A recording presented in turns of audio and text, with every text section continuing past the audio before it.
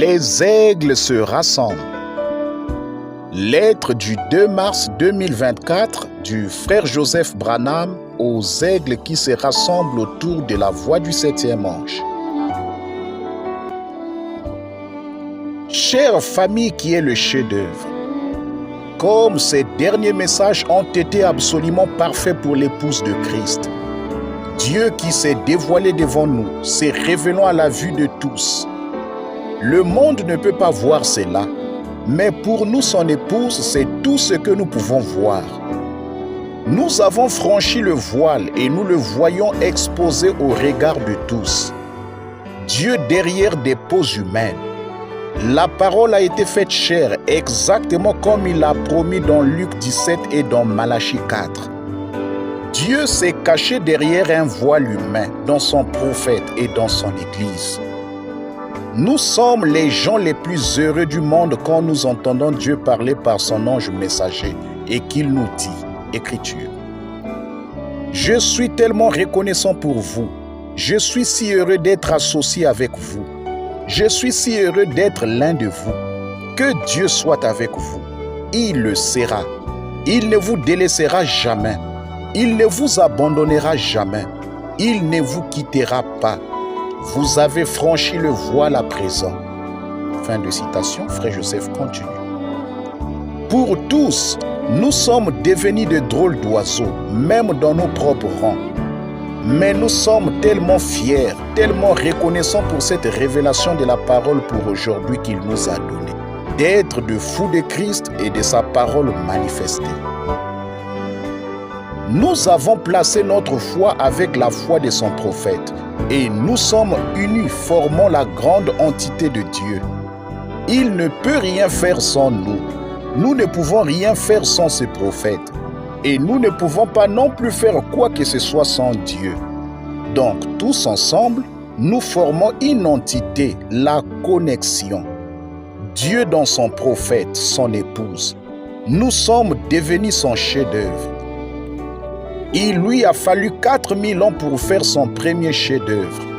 Maintenant, il lui a fallu 2000 ans pour faire son autre chef-d'œuvre, nous, son épouse.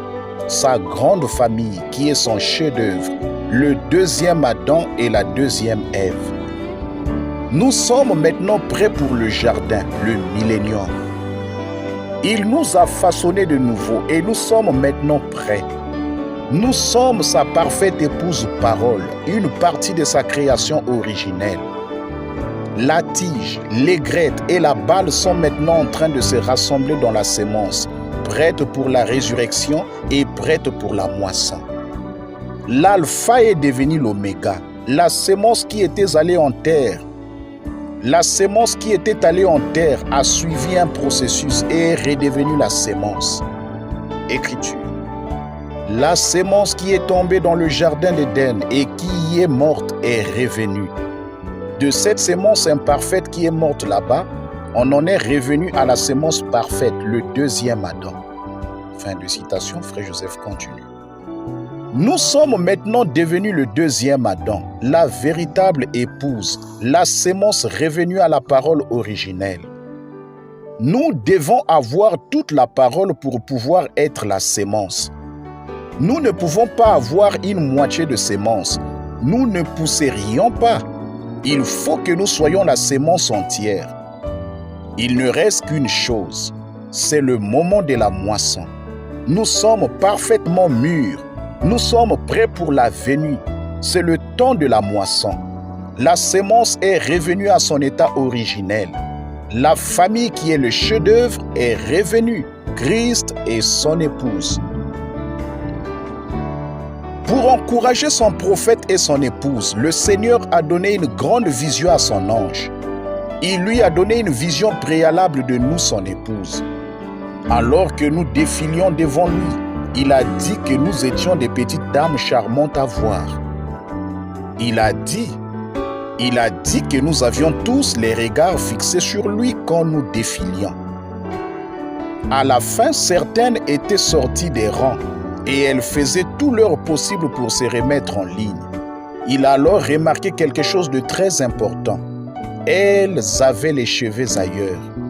Elle ne le regardait pas. Elle regardait cette église qui était allée dans le chaos.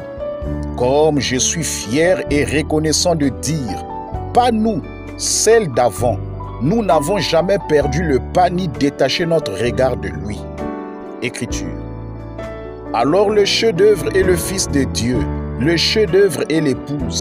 C'est un morceau de lui qui doit être l'accomplissement de la parole. La parole s'est accomplie et nous sommes prêts pour la venue du Seigneur. Fin de citation, frère Joseph continue.